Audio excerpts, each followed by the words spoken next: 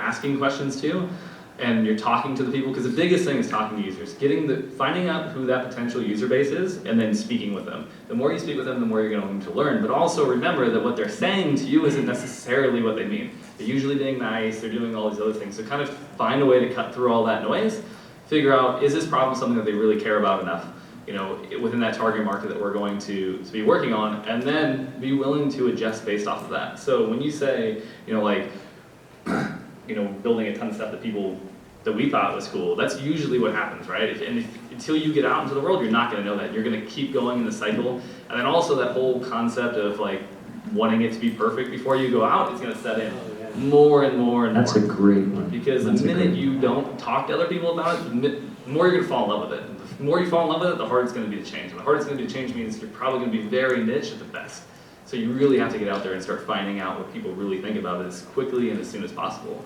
And for the most part, depending on the audience that you have, most people will give some sort of feedback. They'll give you a few minutes of their time. Most people, you can find ways to do it. I mean, for us, a lot of it, one of the target markets that we have is Uber and Lyft drivers. So got in the back of Ubers and I didn't drive for 2 months.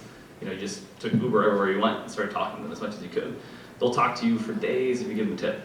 So it's pretty simple to kind of get through that process, and everyone will have to find their own way of doing that, but there are ways for whatever you're trying to do. There's definitely ways to get in front of people. And so I think that's, definitely get out there as soon as you can. And don't be afraid to fail fast. Oh, yes. Don't be afraid to fail fast, right? Because the sooner you find out that something's not working, it gives you more lifeline to pivot and make it work for you. I had a really good friend. He had a pretty cool idea. He wanted to build a content series on the web, something that was pretty niche focused, so to speak. He raised friends and family money, I think to the tune of $75,000 to start to get it produced. And his vision was to build the first couple of episodes and then take that to investors and get more money to build more stuff. Problem is the guy was a little bit scatterbrained, couldn't really get his team to finish the 2 pilots under that budget. And I saw the first 5 minutes of the first episode, and it was pretty good. And I said, dude, just run with this. Just get people excited by this first 5. No, they're not gonna be able to see the whole vision. I need more money to get the whole first 2 things produced. Well, what ended up happening is his team got burnt out because there was no progress. His family got mad because they wanted their investment back. And he basically just ended up folding up shop, and now he's working back at some other company. And I was just opportunity missed. You're just who cares if it's not complete? Just go for it. See what people say.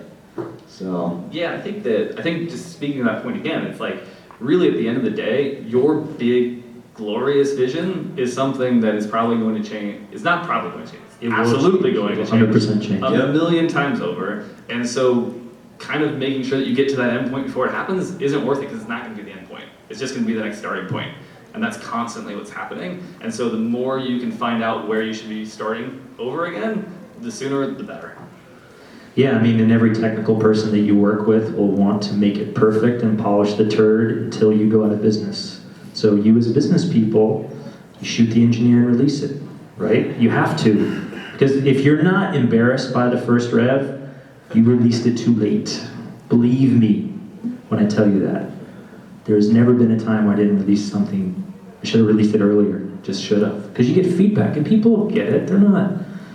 People are, If you solve a problem that they want to solve, cool. they'll come, they'll figure out a way. Especially if you're nice to them, give them lunch or dinner, or stickers. Everyone loves stickers, so swag's awesome. Yeah, absolutely. I think that's actually what even the startups in our group actually struggle with the most.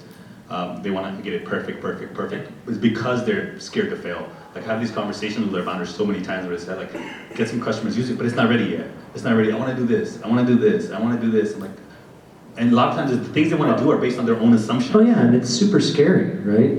If you're an engineer, all you have to do is write code, right? It's easy. You can sit in a hole, write code all day. I don't have to go talk to people. Yeah. You got to talk to people. And I was just gonna also one other thing too is don't be scared to tell people about your idea. Oh, yeah. All right, this is such a misconception where someone's I can't tell you about it. It's a secret. Someone's gonna steal the idea from me. Nobody's gonna steal your idea for multiple reasons, but the ones that come to mind for me are A, they don't care about it as much as you do, believe it or not. I know you think everyone's gonna really care. They don't care about it as much as you. B, you have the vision in your head. So no matter, even if they try to imitate what you're gonna do, you're already always gonna be 2 or 3 steps ahead, okay, on the next thing. So this idea that like, you wanna talk to people about it, because you could be missing a major thing that's like staring you right in front of the face, and someone goes, yeah man, that's a pretty cool idea, but did you think about it from this perspective? And then you go, oh shit, no I didn't. Thanks, that's cool. And then you can actually get ahead. But if you just keep it bottled up inside, because you're scared someone's gonna steal the idea, like, that's just holding you back. Just totally get rid of that concept. Oh yeah, I mean, ideas are worthless. It's execution that matters. And if someone's gonna try to steal your idea, like you said, I mean, you're already 10 steps ahead of them. Go ahead, try.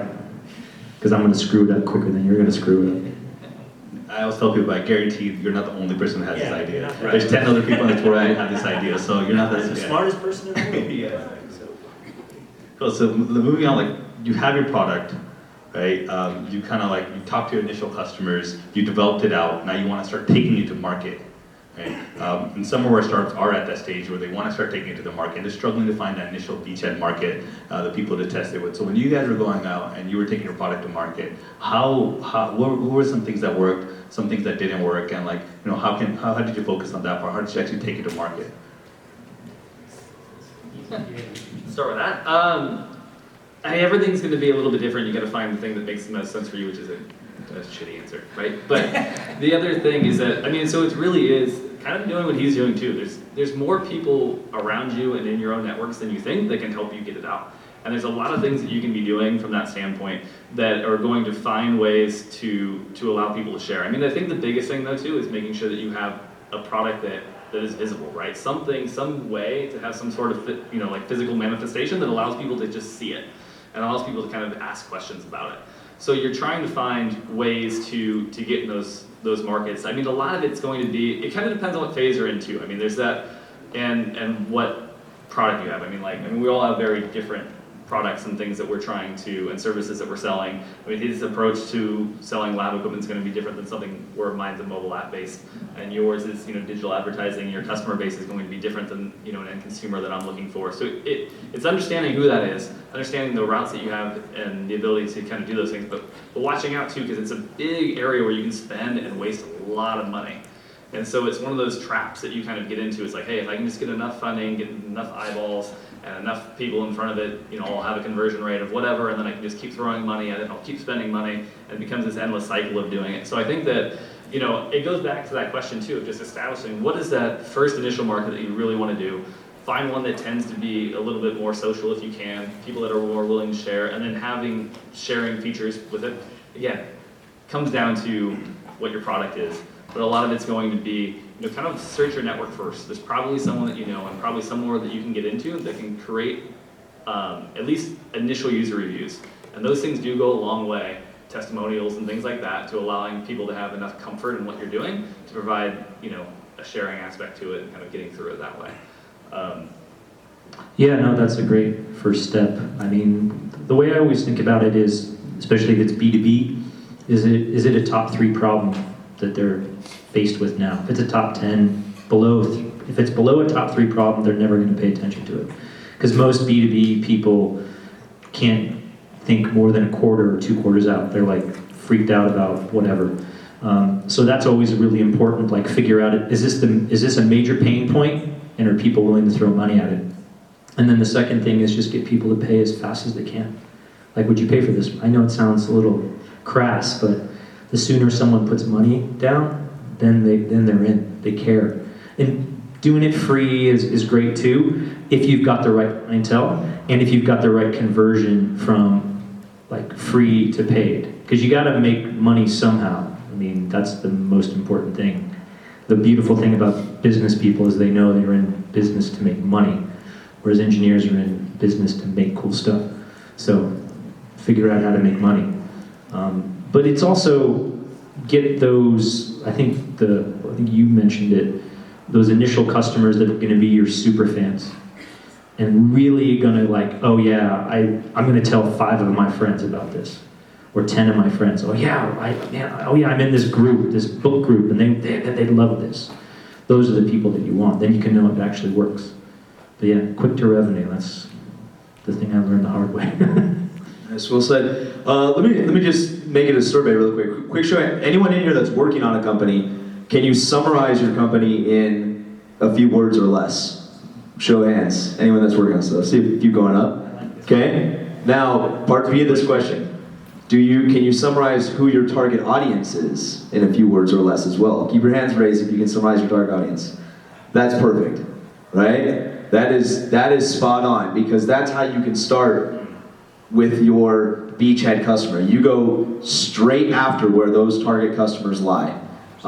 You can build Facebook ads, LinkedIn ads, everything that targets those folks. There's a million ways you can get access to those exact people. And we were literally just doing this exercise in the office this morning, because even established companies from time to time hit the pause button and go, is that still our target customer? Have we evolved? Have things changed? Are we now targeting someone different? And so you got to find the right bait to put on your hook to catch the fish, okay? So if you know who your target audience is, you can summarize your business in a few words or less, you are on the path to glory. Okay. We build collaborative radios that let groups of people listen to music together amongst friends and in retail. And who would you say is your target customer? Groups of friends and retail. Like college friends, something like that? Exactly, yeah. Okay. Yeah, that one. Very nice. Cool. It's perfect. Want to give it a shot? Yeah. We're from the Medics Flow team, and we build a digital voice assistant to automate the documentation process in senior care facilities. And our target customers are assisted living facilities and specifically the certified nursing assistants in these facilities. Perfect. You could in 2 seconds, you could build like a LinkedIn ad that